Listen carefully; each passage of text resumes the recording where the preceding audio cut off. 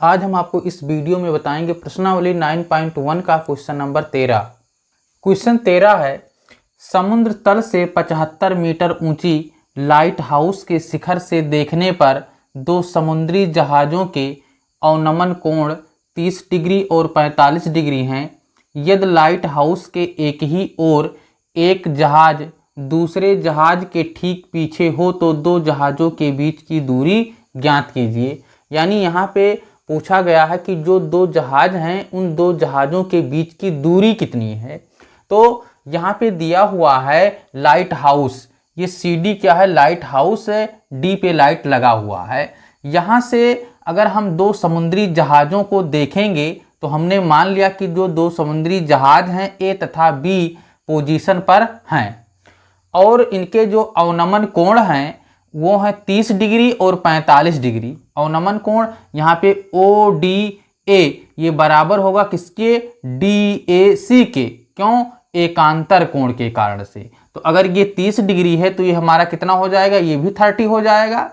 इसी प्रकार से ODB ये कितना है, 45 डिग्री है, तो हमारा जो DBC होगा ये भी 45 डिग्री होगा एकांतर कोण के कारण से। तो अब हमने मान लिया कि इन दो जहाज़ों के बीच की जो दूरी है वो x मीटर है तथा हमने ये भी मान लिया कि BC के बीच की दूरी y मीटर है।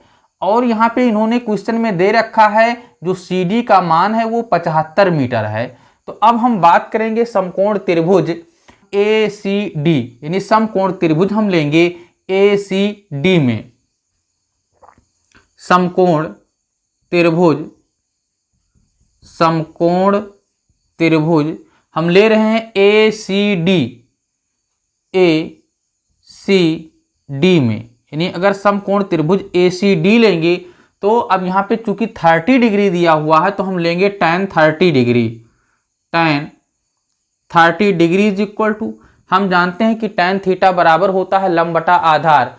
तो यहाँ पे लंब क्या है, लंब हमारा यहाँ पे CD है तो CD हमारा हो गया लंब, और आधार क्या है, आधार हमारा AC है तो AC हो जाएगा। CD की वैल्यू क्वेश्चन में दी गई है, CD की जो वैल्यू है वो 75 मीटर है तो 75 वहां पे हम रखेंगे तो 75 हो गया अपान AC की वैल्यू दो चीजों से मिलकर बनी है AB प्लस BC, तो इसको हम लिखेंगे AB प्लस BC। उसके बाद में हम 75 अपान AB की वैल्यू हमने x माना है तो x हो गया, प्लस BC की वैल्यू हमने y माना है तो y हो गया। अब इसके बाद में हम क्या करेंगे, इसके बाद में tan 30 की वैल्यू पुट करेंगे। तो हम जानते हैं कि tan 30 डिग्री की जो वैल्यू होती है 1/√3 होती है, तो इसलिए हम इसके स्थान पे लिखेंगे 1/√3। तो 1/√3 हो गया is equal to 75 upon x plus y. इसके बाद में हम क्या करेंगे, क्रॉस मल्टीप्लाई करेंगे, यानी x प्लस वाई को 1 से करेंगे तो ये रहेगा x प्लस वाई ही रहेगा। तो इसको हम लिखेंगे x plus y is equal to 75√3 हो जाएगा। इसको हम मान लेंगे कि ये हमारा समीकरण फर्स्ट है। उसके बाद में हम दूसरा समकोण त्रिभुज लेंगे BCD, यानी समकोण त्रिभुज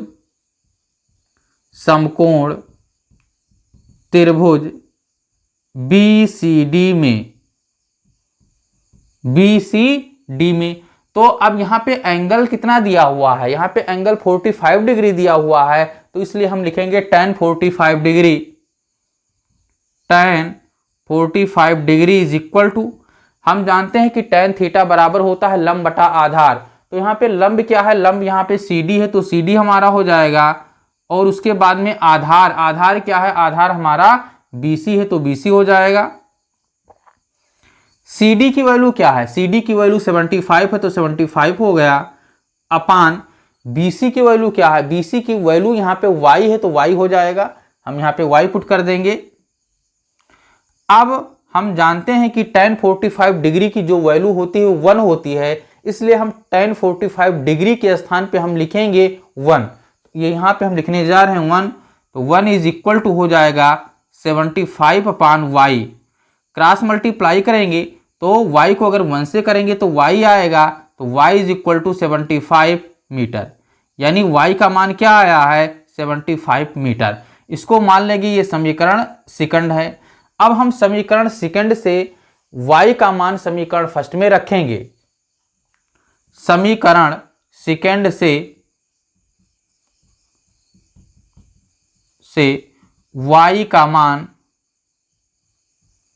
समीकरण फर्स्ट में रखने पर, समीकरण फर्स्ट में रखने पर अगर हम इसमें रखेंगे तो क्या होगा, x हमारा वैसे रहेगा प्लस y के प्लेस पे हम पुट करेंगे 75, तो ये हो गया 75 इज इक्वल टू, यहाँ पे दिया हुआ है 75 अंडर रूट 3, तो ये हो गया 75 अंडर रूट 3। तो यहाँ से अगर हम x की वैल्यू फाइंड करें तो x is equal to 75 under root 3 हो जाएगा। 75 को उस साइड में ले जाएंगे, क्योंकि यहाँ पे पॉजिटिव है तो उधर जाएगा क्या हो जाएगा, निगेटिव हो जाएगा, तो ये माइनस हो जाएगा -75। उसके बाद में हम 75 कॉमन लेंगे तो x इज इक्वल टू, अगर हम 75 कॉमन ले रहे हैं तो बच क्या रहा है, अंडर रूट 3 बच रहा है, उसके बाद में -1 बच रहा है मीटर। तो इस प्रकार से x की जो वैल्यू है वो आई है 75 अंडर रूट 3 -1।